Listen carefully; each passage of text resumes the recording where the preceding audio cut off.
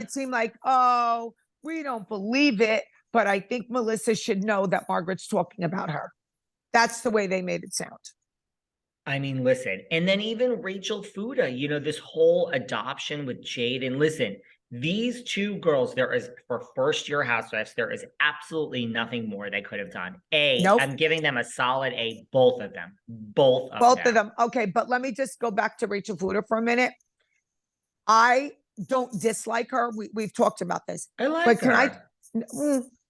I don't think she has any personality whatsoever. She's not fun at all. Is she a little witty? Is she snarky? Yeah. But even on Andy, she's very blunt. She's very matter of fact. She doesn't really smile too much. She's not laughing and joking.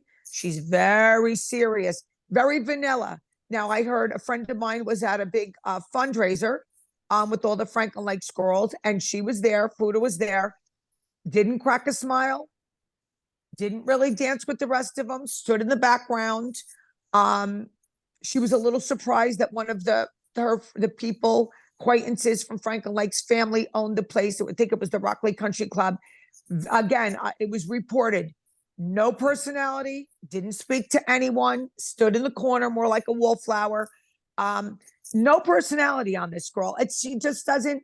I'm not saying she's not good at what she's doing on the show, but she's very monotone. Very monotone. That's what I see. You're going to totally possibly disagree with me on this, but or maybe you'll agree. She reminds me of? You're going to be shocked. Okay. If you strip away all the outfits and what she does on stage for her job, and the puss and the patting of the puss, Erika Jayne is very similar. Very similar. But Erika Jayne at least gets drunk, has fun, gets wild. This girl doesn't do any of that. You never see her lose composure. Like me, when I saw Erika, first I think she was a little like, okay, because listen, I've said some things, but I had a really very great moment with her at home last night. She's very just like, hey, great, thank you for coming. Oh, you're coming to Vegas? Great, please support. Thank you. And then she even says, thank you very much for all your support. Yes. Like she's very cut and dry. And I'm not shading her. I'm not really a fun person either, even though you think I am and everyone thinks I am. Stop it. Oh my God. Don't even go there.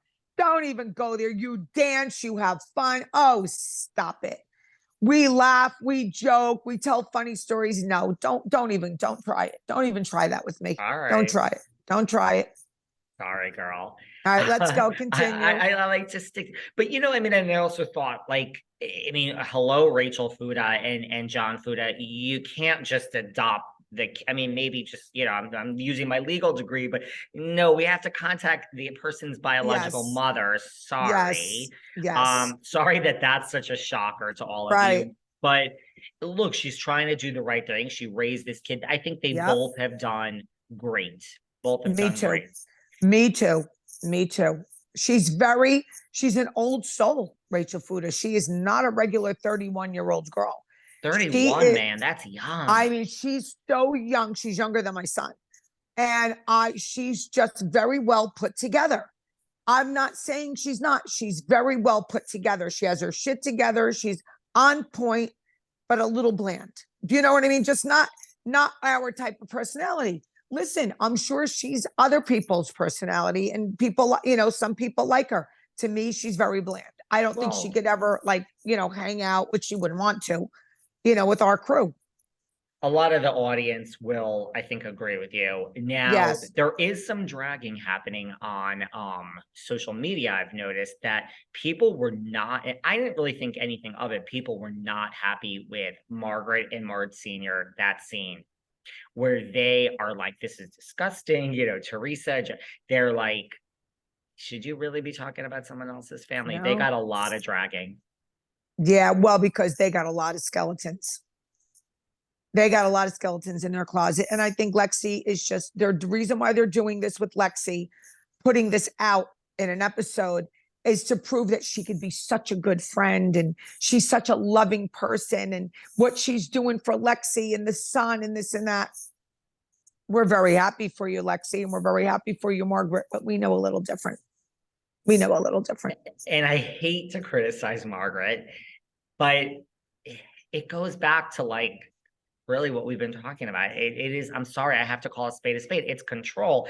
Of course, you like the person that you pay, that you feel richer than, and that works for you. Of course, that is the person that is stuck by you. I understand that mentality. That's not really an equal friendship, no, so to speak. No, That's all. That's all. I did think, here we go back to Olivia. I'm just looking at all my notes. I'm covering everyone here today. Olivia, this therapist, with Jed is like, thank you very much. She's such a doll. She's a good kid. She's a good kid. I mean, she's happy-go-lucky. She's sweet.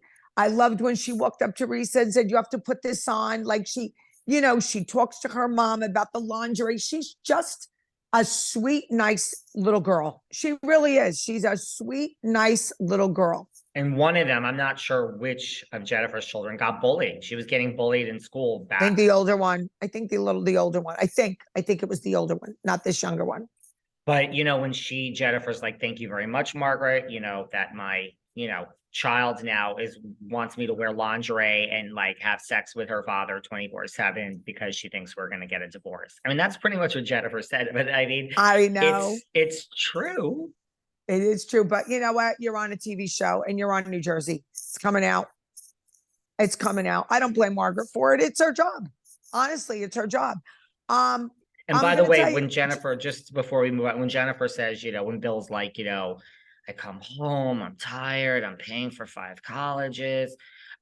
I mean, Jennifer also makes $500,000 or $600,000 now. I know. So that's not chump change. Like, I think you guys are both contributing. I think the colleges are paid for. I think they're paid for. But listen, I think Jen is a lot of fun. She's fun. She's fun. The games she plays, like, Teresa said, she's always happy. She's happy for you. The games that she does, like she's always up and ready for a good time. So I give her the pat on the back for that. She's up and ready for a good time. And that's what we like. She's positive energy. Definitely positive. Yes, she might fight with you if you say something nasty to her or whatever the case may be. But in general, she's a happy-go-lucky girl. Well, guess what? That birthday party she just had? Right? That you saw that whole yes. And yes. Teresa was there. Guess who would have been at that birthday party? You would have. I know. I would have been right there, honey, right with Teresa. But listen, I don't regret, and I don't. No, it's your job, David. You got to stick with your job. You got to do what's right for you. And you got the threat from her too. If you're friends with Margaret, nobody can tell you what to do. Enough is enough with this. I think they've all learned that. But I mean, I really like Jennifer. I know. I agree with you. Just like she has no hate in her heart. Like if she stirs it and she loves the job and she's going to do her job. Right.